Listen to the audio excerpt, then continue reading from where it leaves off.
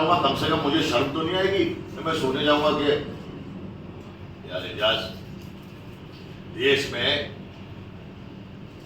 मेरी बहनों का बलात्कार हो रहा था, देश में लोग हिंदू मुसलमान कर रहे थे, देश में पढ़े लिखे एमबीए किए हुए बच्चे जोमेटोज में जाके वेटर बन के खाना दे रहे हैं, उनके माँ बाप उनको बचपन से अपनी जिंदगी सैक्रिफाइस कर दी, अपना खून पसीने का पूरा कमाई निकाला, उसको पढ़ाया और वो पढ़ के उस लायक है कि वो कहीं बड़ी जगह नौकरी कर सके। उसको नौकरी नहीं है, वो जोमेटोज में अपने माँ बाप के सामने खाना लेके देने जा रहा है। उस माँ बाप के दिल पे क्या बीतती है ना, मैं जानता हूँ। मैं भी एक बाप हूँ, अपनी जिंदगी की सारी कमाई लगा के उसने अपने बच्चे को पढ़ाया और उसके बाद अगर वो जोमेटोज में जाके खाना दे रहा है ना, वही जोमेटोज वाला इनसे काम करा के इनका इंसेंटिव भी नहीं दे रहा था, मैंने लड़ाई लड़के उनका इंसेंटिव दिलाया। 5000 बच्चे, वो 5000 आदमी बोले भाई तुमको ही वोट करेंगे। अभी लोग ये बोलेंगे एजाज खान या तो किसी को जिताने आया है या किसी को हराने आया है। मैं खुद यहाँ पे लड़के जीतने आया हूँ, ना मैं किसी को हराने आया हूँ ना मैं किसी को जिताने आया हूँ। 3 चरण के ऑलरेडी चुनाव हो चुके हैं, तो आपने ये पहले से प्लान बना के रखा हुआ था या सडनली 2-4 दिन में प्लान बना के मैंने का इलेक्शन लड़ा तो इन लोग को लगा यार इसको अंधेरी से आके वहां पे 3500 वोट मिल गए, निर्दलीय लड़के वहां पे इसको इतनी सारी, ना मुझे पुलिस परमिशन दी, अभी आप लोग देख लेना, ना मुझे पुलिस परमिशन देंगे और मुझे कई चीजों में परेशानी आएगी कि कल बजाओ वहां पे आज ये है परसों वो है। उसके बावजूद मैं 3500 वोट लिया था एमएलए इलेक्शन में। अब मैं मेहनत करूंगा क्योंकि इन्होंने मेरे 26 महीने तो ऐसे ही खराब कर दिए। 26 महीना मेरे को यूनिवर्सिटी में भेज दिए, दुनिया की सबसे खतरनाक जेल, जहां पे 600 की कैपेसिटी में 4000 4500 लोगों को रखा जाता है। खाना मतलब जानवर नहीं खाए, सोना एक के ऊपर एक आदमी सोता है। तो ये सब चीजें मैं देख के आया हूं, तो अब मुझे डर नहीं लगता। अब मुझे डर नहीं लगता किसी चीज से, पहले भी नहीं लगता था लेकिन अब तो बिल्कुल नहीं लगता, सिवाय मेरे अल्लाह के मुझे उसको जवाब देना है। और उन्होंने मुझे अंदर से ऐसा फीलिंग दिलवाया है कि अभी छोटी मोटी जिंदगी बची है, कुछ अच्छा कर ले, जैसा तू करता था वैसा कर, सेहत है तंदुरुस्ती है, करूंगा। इसलिए डंबल ले आऊं कि डंबल निशानी कि एक तो डंबल उठाने के लिए पहले तो दिमाग और ताकत चाहिए और उसके बाद तुम्हारे शरीर में वो जान चाहिए, वो ईमान चाहिए कि तुम उसको उठा सको, उसकी जिम्मेदारी उठा सको और वो तुम्हें सेहत देगा। तो भ्रष्टाचारी जो चोर है, जो लोगों को लूटते हैं, जो गरीबों का खून चूसते हैं, जो गरीबों के नाम पे अपनी रोटी सेकते हैं, उन लोगों के लिए मैं बना के आया हूं ताकि 100 लोग आ जाए तो मैं उनसे लड़ सकूं और इनके लिए इंसाफ महसूस हुई। अब मैं जिस रास्ते पे हूं वहां पे मुझे डराया जाएगा, धमकाया जाएगा, मुझे रोका जाएगा, मेरी फैमिली को परेशान किया जाएगा, मुझे बदनाम किया जाएगा। अब और क्या बदनाम करोगे मुझे? एजाज भाई, हमेशा आप सच बोलते हो और आपके एक डायलॉग भी है कि हमने सच बोला तो हमें जहर पिला दिया गया। तो आप सच बोलते हैं, थोड़ा तरीका अलग है आपका बात करने का, लेकिन आपको लगता है आप टिकट लिए 10 आपके ऊपर झूठे केस वेस डाल के कुछ लोगों को फंसाने की तैयारी में लग गए होंगे आज ही लोग? सर लग जाने दो, देखो वो तो जिल्लो मंतुसा, वो तो इज्जो मंतुसा, इज्जत और जिल्लत अल्लाह के हाथ में है। बोले जाको राके साइया मार सके ना कोई, ये लोग कुछ भी कर ले, ये मेरा कुछ नहीं बिगाड़ सकेंगे। मेरी जो शुरुआत हुई कुरला में, जब मैं गया तो मुझे माओ ने ऐसा वेलकम किया कि हिंदू मुसलमान का गेम ही खत्म कर दिए वो, कि एक मेरी माँ यहाँ से आई दाल गोश्त लेके, एक मेरी माँ गुजराती, वो भी, और दोनों ने मेरे को दुआएं दी कि एजाज हम तुम्हारे साथ हैं बेटा, हम तुम्हें देखते आ रहे हैं यूट्यूब पे, इस पे तुमने कोरोना में इतना काम किया, तुमने कैंसर के पीड़ित लोगों के लिए काम किया, तुमने हार्ट पेशेंट लोगों के लिए काम किया, तुमने हॉस्पिटल की लड़ाई लड़ी, तुम जेल गए, सब पता है आम जनता को। इसीलिए ये लोग बौखला गए। अब ये लोग अंदर अंदर नीचे से मेरा नाम खराब करने की कोशिश करेंगे। देखो, नाम तुम्हें खुद कमाना पड़ता है, बदनाम तुम्हें ये लोग कर देंगे। अजय भाई, आपको नहीं लगता कि आपकी स्थिति केजरीवाल जैसी कर दी है? भाई अभी फिलहाल मेरी स्थिति केजरीवाल से अच्छी है यार। फिलहाल तो अच्छी है, क्योंकि उनको तो खैर अच्छे नेता है वो। और देखिए, ये वैसा ही है, जेल भरो आंदोलन। अगर आप उनके साथ नहीं हो, आप उनके खिलाफ हो, तो हम 26 महीना काट के आए केजरीवाल जी, हम मजे ले चुके ये चीज के।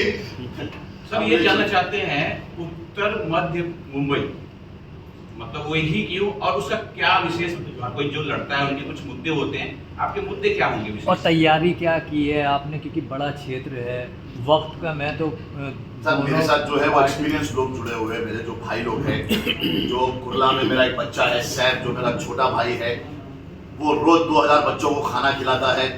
और वो मेरे अल्लाह के बंदे एनजीओ से ट्रेन होके मेरे साथ में है वो। और मेरे साथ ऐसे कई लोग हैं जो ऑलरेडी सोशल वर्कर है, जो ग्राउंड लेवल पे काम करते हैं, और जिनको ये पता है कि एजाज भाई गली गली जाके लोगों को समझा लेंगे कि मैं करना क्या चाहता हूँ। देखिए, महाराष्ट्र का मुद्दा, छोटी जो ये जगह है ना, वहाँ पे क्या है, पढ़ाई, बिजली, पानी। आप टॉयलेट देख लोगे ना इन लोग के, गरीब लोगों के, तो आप बोलोगे क्या। ये मुझे तब समझ में आया जब मैं जेल गया। जब मैं जेल में 3 टॉयलेट में 300 लोग जाते थे, तब मुझे समझ में आया कि ये गंदगी, ये बास, इसके लिए कुछ करना चाहिए। कौन जा रहा है, कौन नेता नहीं जा रहा है। अब मेरे में इतना कूदा है कि मैं वो टॉयलेट के अंदर टॉयलेट करके उनका दर्द समझ सकता हूँ कि जब 50 लोग खड़े लाइन में और 3 टॉयलेट है तो कैसा फील होता है। मेरी लड़ाई थोड़ी लंबी है। मुझे देखो, बिल्डिंगों में रहने वालों को कोई प्रॉब्लम नहीं है भाई। ये आंसू, ये जज्बात तुम बेचते हो, गरीबों के हालात तुम बेचते हो। भाई पिसता गरीब आदमी है, चाहे वो हिंदू हो मुसलमान हो, पिसना उसको ही है। ये जो बिल्डिंग में रहते हैं ये सब लोग तो मजे ले रहे हैं, उनको कौन सी लाइट की प्रॉब्लम है भाई। लाइट की तो जनरेटर आ जाएगा। आप स्ट्रगल की जिंदगी जीकर ऊपर आए, आपने हर चीज देखी है, तो अगर आप जीत जाते हैं तो क्या करने वाले जज भाई, बताइए। देखिए, पहले तो मैं महिलाओं की सुरक्षा, एजुकेशन, और ये जो गरीबों के जो ये पानी के मसले हैं, ये घरों के मसले हैं, जो बिल्डर्स इनको बेवकूफ़ बना देते हैं, इनकी साइंस लेके एसआरए में इनके घर छीन लेते हैं, इनको अंधेरी से कुर्ला से पहुंचा देते हैं, कुर्ला से सीधा पहुंच जाते हैं ये मुमरा, ये साकीनाका से सीधा पहुंच जाते हैं कहीं और। मेरे को ये लड़ाई लड़नी है जिसमें बहुत सारे माफियाज और बिल्डर्स मिलके ये काम करते हैं, गरीबों के घर छीन लेते हैं और उन गरीबों को पता नहीं कहां पहुंचा देते हैं। उस लड़ाई में कोई भी नेता नहीं उतरता कभी। आप मुझे एक नेता बता दीजिए वो लड़ाई में वो नेता हो, क्योंकि बिल्डर और माफियाज ये दोनों मिलके लैंड गरीबों का ले लेते हैं जो सालों से वहां रहते हैं उनका, और उसके बाद कोई उनके लिए लड़ने वाला नहीं है। वो लड़ाई मुझे लड़नी है। आप अपना आप किसको मान रहे हैं, एनडीए को अपनी चुनौती मान रहे हैं या इंडिया गठबंधन को अपनी चुनौती मान रहे हैं? मैं अपने आप को ही अपनी चुनौती मानता हूँ। मेरे अंदर क्या कमियां है मैं उसको सही करके ये पूरे मेरी टीम के साथ मेहनत करूंगा। मैं देख ही नहीं रहा वो लोग कहाँ जा रहे, कौन से नारे लगा रहे, क्या कर रहे। अगर मैं उनको देखने बैठ जाऊंगा तो फिर मैं काम क्या करूंगा। उन लोग मुझे जरूर देख रहे हैं, ये समझ में आ रहा है मुझे। भाई किसी पार्टी ने ऑफर किया, आप निर्दलीय खड़े हुए हैं, किस पार्टी ने आपको ऑफर किया सामने से? किसी पार्टी से लड़ते तो और आसान हो जाता आपके लिए। हाँ, किसी पार्टी को अरे पार्टी मुझे लेना ही नहीं चाहती पवन जी। हाँ जी। देखिए, पार्टी घोड़ों को रखना नहीं चाह रही, गधों को ही भगाना चाह रही है जी। और या तो फिर खच्चरों को भगा रही है। घोड़े उनको चाहिए नहीं, क्योंकि घोड़ा भागेगा और जॉकी ठीक नहीं है। घोड़ा भागा तो जॉकी गिर जाएगा। तो इसलिए अंधा राजा और काला सिपाही ऐसा हो गया है। देश को ये लोग क्या कर रहे हैं, देश के 4 पायों को पहले हिला रहे। अरे भाई, इंडिया पाकिस्तान की डिबेट हमें क्या करना है भाई। पाकिस्तान में क्या हो रहा, हमको हिंदुस्तान में क्या हो रहा, उससे लेना देना हमको। हमारे बच्चों को नौकरी नहीं है, हमारे बच्चों को स्कूल नहीं है, अस्पताल नहीं है। मुंबई के अंदर मैंने हॉस्पिटल के लिए काम किया तो मैंने देखा कि महाराष्ट्र के अंदर ऐसे अस्पताल नहीं है जहां पे जाए तो आदमी तुरंत इलाज कर पावे। जो गरीब लोग जाते हैं मर ही जाते हैं भाई, बाकी सब है कसाई खाने। अंबानी में आदमी जा नहीं पाएगा, गरीब आदमी। वहां पे तो ये बड़े बड़े लोग जाते हैं और फिर बिल बनता है उनका, वो 5 स्टार होटल है। उधर कोई भी आता पीछे के रास्ते से, ये वो बड़ी बड़ी गाड़ियां, ऊपर बड़े बड़े रूम है। गरीब आदमी कहाँ जाएगा भाई? वो केम्स में जाता है, इधर जाता है, वहां जाता है तो उसको बोलते हैं अरे आप बैठिए लाइन में, ये फॉर्म भरिए। अरे गाली देने को मन करता है। हम पर पढ़ा लिखा होता है ये बेचारा गरीब, तो फॉर्म नहीं भर रहा होता, तेरे को सिखा रहा होता तेरी ड्यूटी क्या है। वो तो पढ़ा लिखा नहीं है वो, अब तो उसको फॉर्म दे रहा है हाथ में। अब वो जाके 10 लोगों को पूछ रहा है भाई साहब ये फॉर्म कैसे भरते, भाई साहब ये बताइए जरा। अब वो हाथ में लीजिए, बोलते हैं भाई आगे जा। तो गरीब का तो जो बच्चा है या कोई है वो तो मर जाएगा। तो क्या हो रहा है? मरना गरीब है। मुझे गरीबों की लड़ाई लड़नी है। मुझे ये क्या बोलते हैं उसको, upper class, I don't care about that.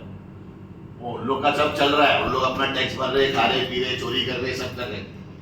I am concern about this people जो अपने हक के लिए रो रहे हैं, मर रहे हैं और अब इतना रो चुके हैं कि वो अपनी गुहार को भी नहीं उठा रहे। इतना दब चुके वो लोग, इतना दबा दिया। मैं उन लोग की आवाज बनना चाहता हूँ, चाहे वो दलित हो, मराठी हो, मुसलमान हो, फलाना हो, ढिमका हो, कोई भी हो, वो हिंदुस्तानी होना मांगता है। कास्ट बेस्ड पॉलिटिक्स काफ़ी चल रही है इंडिया में और काफ़ी ज़्यादा आगे बढ़ रहा है। सोशल मीडिया पे यूथ भी कहीं ना कहीं इससे काफ़ी भ्रमित हो रहा है। तो इस पर क्या आपकी राय होने वाली है और आप इसे किस तरह से टैकल कर सकते हैं या करने वाले हैं? देखिए, धर्म का धंधा है और हर बंदा उसमें अंधा है। ये धर्म का धंधा है और हर बंदा उसमें अंधा है। ये धर्म का धंधा चल रहा है, मैं उसमें नहीं मानता हूँ। मेरे साथ सागर नायडू चलते, मैं सो जाता हूँ ना तो नायडू जागता है, सागर जागता है। मेरी माँ, उसका नाम है जोहरा बानो। मेरी माँ ने मुझे बड़ा तो किया, लेकिन मुझे मेरी माँ के जैसा प्यार कमला ताई ने भी दिया। वो मराठी है भाई। शिवाजी की सेना में, शिवाजी, छत्रपति शिवाजी की सेना में सबसे ज्यादा मुस्लिम थे। जब वो सो जाते थे तो मुस्लिम जागते थे। आज हमारे यूथ को ये लोग क्या दिखा रहे हैं? उनको ये दिखाओ ना कि भाई मराठी और मुसलमान भाई है, एक ही पार्टी बना लो। फिर तुमको बीजेपी से लड़ना है तो तुम क्यों चाह रहे हो कि मैं शिवसेना, तुम मेरे को सीट मिल जाए, मैं कांग्रेस, मैं ये, मैं वो। अरे तो तुम सब लोग इनसे लड़ाई लड़ रहे हो तो तुम सब एक हो जाओ। अगर मराठी और मुसलमान महाराष्ट्र में एक हो जाए तो कोई और जीत सकता है? तो ये राजनीति है और ये धर्म पे हो रही है। तू मला वोट दे, तू इसको दे, तू मेरे को दे भाई, मैं मुसलमान हूं तो मेरे को दे। मैं ये बोल रहा हूँ, मुझे वोट दो। अगर तुम्हें लगता है कि मैं तुम्हारे लिए काम कर सकता हूँ, लड़ सकता हूँ, तो मुझे वोट दोगे। और ऐसा नहीं है भाई, अभी मेरे भी कुछ मौलाना लोग अभी ये फैला रहे होंगे वहां पे, एजाज खान को वोट नहीं देना, वोट कांग्रेस को देना, क्योंकि हमें ऐसा लगता है एजाज खान वोट काटेगा। अरे एजाज खान 26 महीना जेल काटा मौलाना, तुम थे क्या उधर? एक दिन में ताज्जुद पढ़ते और फिर सॉरी बोलते कि क्या हो गया, हमने सब लड़ा है।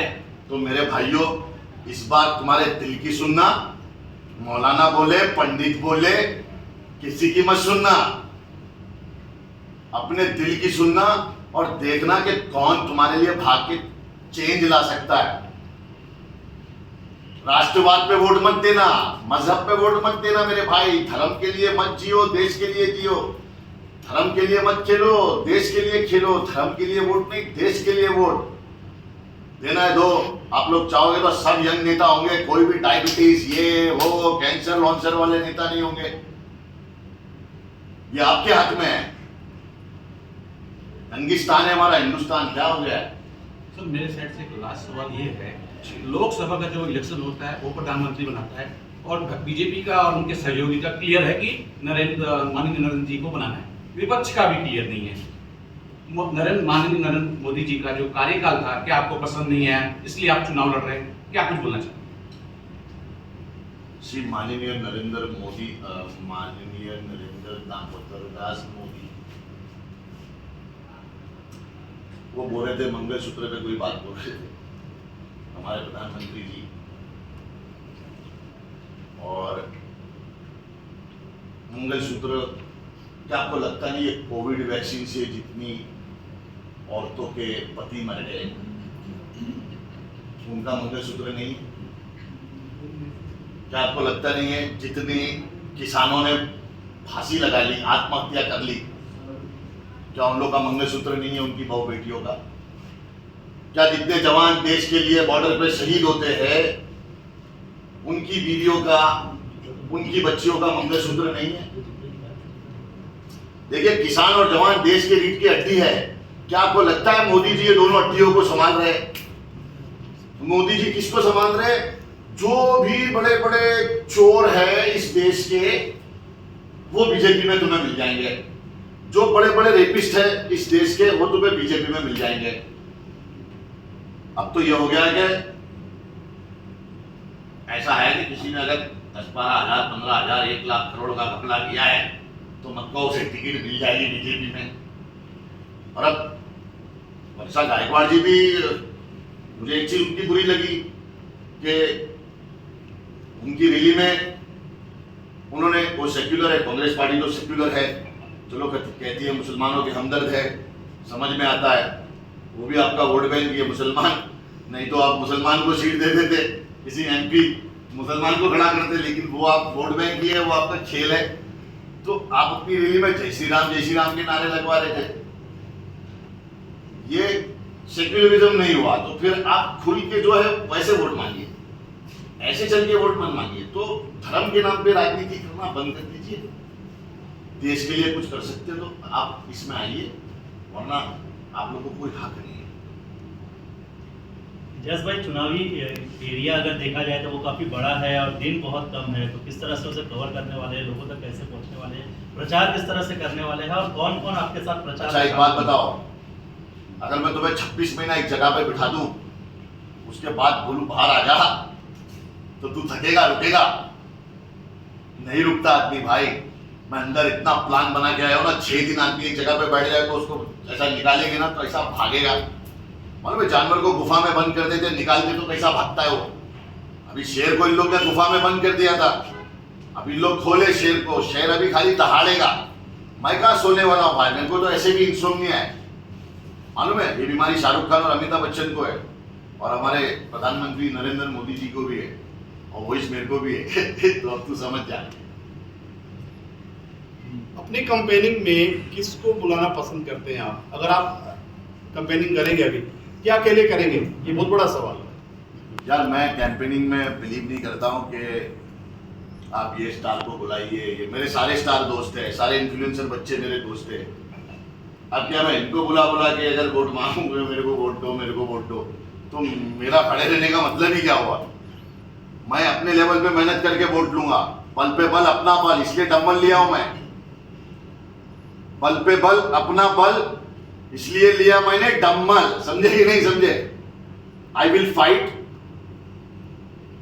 आई will take my people, I will go to everybody and ask मुझे वोट दो।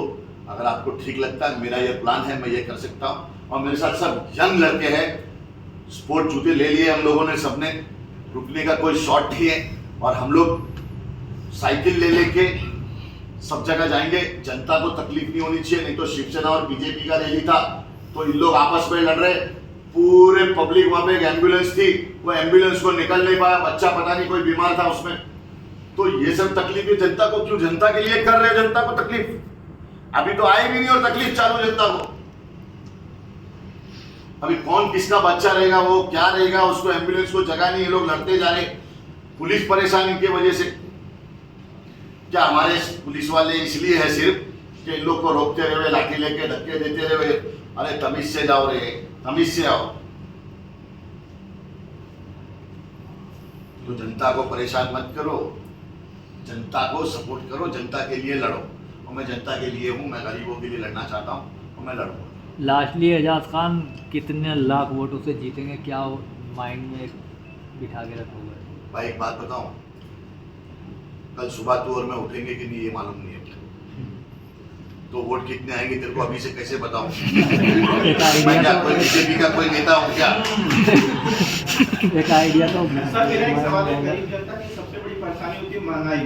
अगर आप जीतते हैं तो उसके बारे में जनता को बता सकते हैं कि क्या क्या करेंगे आप? भाई देखिए, महंगाई ऐसी है कि महंगाई जहाँ से पास होती है वहाँ पे मैं ऐसा मारते रह जाऊंगा, होगा नहीं कुछ। लेकिन मैं लड़ाई तो लड़ सकता हूँ, उनके लिए आवाज उठाऊंगा, असेंबली में बोलूंगा कि भाई क्या कर रहे हो।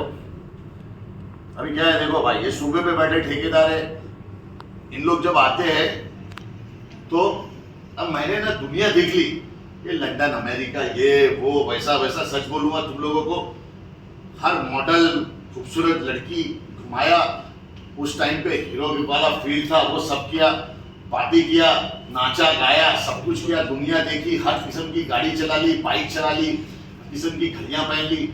एक लालच सी मर गई है मेरी यार, मैंने सब देख लिया, हर मौसम, हर कलर, हर सब कुछ देखा मैंने। और उसके बाद मैंने एक अंधेरा देखा, और जो अंधेरे में मैं बैठा ना, तो मेरे को ऊपर वाले ने बोला, क्या रे समझ में आ रहा है क्या तेरे को?